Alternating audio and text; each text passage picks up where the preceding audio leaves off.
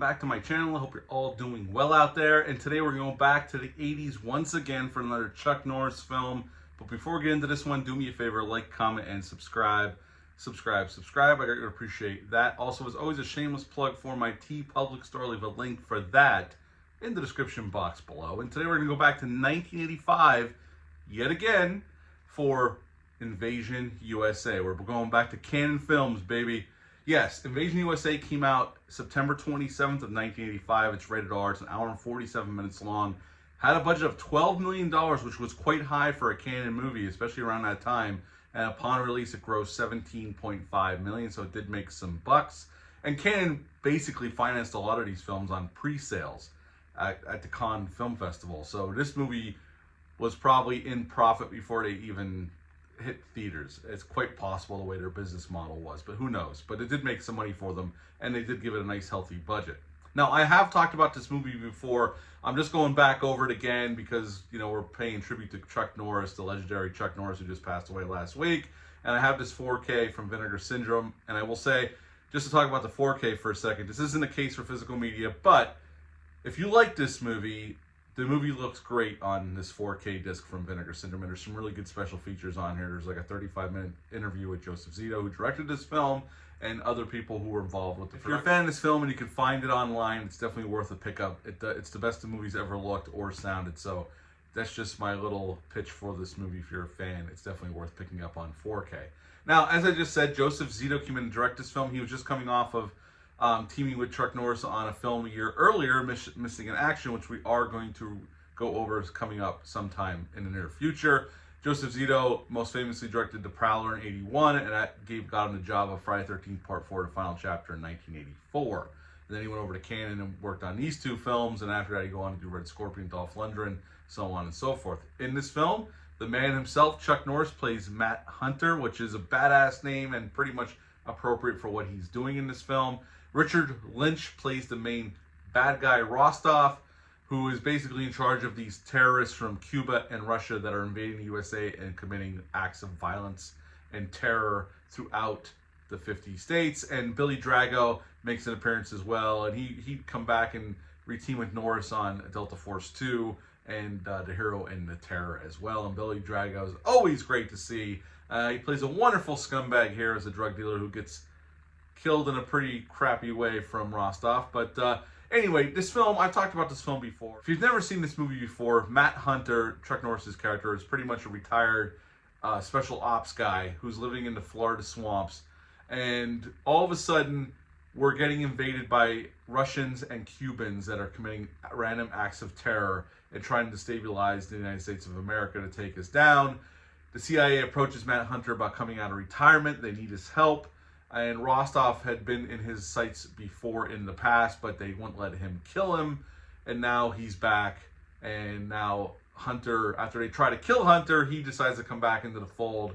And for every terror act he stops, which we're cheering him on, dozens more are successful. And finally, he comes up with a master plan. At the end, it's all-out war, and Hunter is able to take out Rostov and a bunch of his men, and that's the end of Invasion USA. This is very much a comic book-like movie, and the interview with Joseph Zito on this disc, he even says he realizes, you know, one guy couldn't take out all these terrorists. He goes, I know it's basically a comic book movie. He goes, but we were kind of going for a serious but over-the-top tone, and they definitely ride that line here. The tone might not work for everybody, but this is a movie I've been watching since I was a kid. My grandfather had a recording on VHS of this. I remember borrowing off him a lot to watch it. And it's a movie I still enjoy watching. So, unapologetically, I like this film. But, so what is to like about this film? Well, I think Joseph Zito, look, I like Canon movies. Canon movies have a flavor to them, okay? I think Joseph Zito, especially for some of these action exploitation films they did, I think he was one of the better directors. I think he does a really nice job here. And he spends the money. The $12 million is on screen. The amount of stuff they're able to pull off for $12 million, even in '84 when they shot this movie, or '85, it's quite something. I mean, we got tanks, we got helicopters, we got rocket launchers, explosions, squibs out the ass, just tons of stunts, hand-to-hand combat. It has it all. And it's amazing they were able to pull all that off for $12 million. This was shot in Florida and Atlanta. I think Chuck Norris does good here. He does what Chuck Norris does. He doesn't say too much. He talks low. He talks slow. He gets some badass one-liners to say, and he kicks ass. Richard Lynch plays a wonderful bad guy here in Rostov. I think he's great here. The rest of the actors, there's some noticeable character actors you'll recognize throughout this film. I think the acting across the board is pretty damn good, especially for a movie of this type.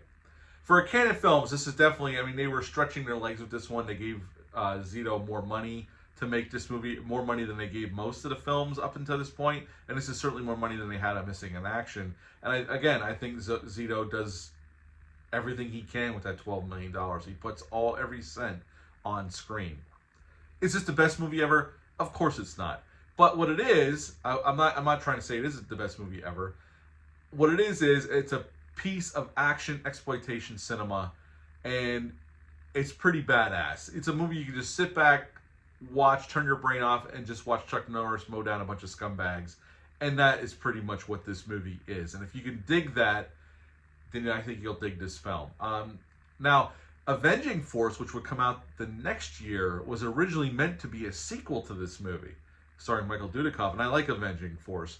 But Chuck Norris had no interest in coming back to do this role again, so they changed the name and gave it to Michael Dudikoff, and he starred in that film. And if you never saw Avenging Force, it's a pretty fun one. I don't like it quite as much as this one, but it's a pretty cool little piece of action exploitation cinema. Now, in this film, there's some cool set pieces, though. There's a set piece where Rostov and this other guy go to this neighborhood. It's Christmas time. You see people decorating for Christmas. It's the neighbor kids are playing outside. There's a couple in a car making out. And Rostov and his other guy show up in the back of his pickup truck with a rocket launcher and just start blowing houses up with people in them. It's a really good scene. It's played seriously, and it works really, really well. And a matter of fact, speaking of that scene, they actually did blow up those houses for real, because that neighborhood was actually getting ready to be demolished because they were expanding the airport in Atlanta, Georgia. So the filmmakers were allowed to go in and blow up all those houses on film. So they really did blow up all those houses for real. But that scene always has stuck with me since I was a kid. And I think it's one of those scenes where really to put the stakes on screen, to really give the movie some stakes involved in this. The movie was actually edited down. There was more story elements. Canon had a lot of that shit moved out, edited out to get onto the action set pieces. And you could tell, I mean, once the action starts, it's pretty relentless through the rest of the film. So, but there was a longer cut originally. Funny enough, up until 2007, this was MGM's second highest selling home video, right behind Gone with the Wind. That's how popular this was once it hit the home video market. It did really, really well in the rental market. And like I said, it was the second highest selling home video for MGM up until 2007. So that says something about this film. Again, I'm not saying this is the greatest movie ever or it has the best action ever. I think it's well handled by Zito. For $12 million, they got their money's worth. And I think it's one of those action movies you can turn your brain off and have a good time and watch Norris kill a bunch of scumbags. Chuck Norris performed most of his own stunts, even the stunt with him hanging off the side of the pickup truck in the mall. He did most of it. He wanted to do it, and you could tell it's him because they don't have to cut away. You can see his face when he's hanging off the side of the pickup truck. At the end of the day, this is one of my favorite Chuck Norris movies. This Code of Silence, we're going to talk about some more. I grew up on Chuck Norris movies. I used to watch them all the time. I still watch them from time to time. This is one I revisit quite often, and it's one I've always enjoyed. So at the end of the day, I would give Invasion USA an 8 out of 10.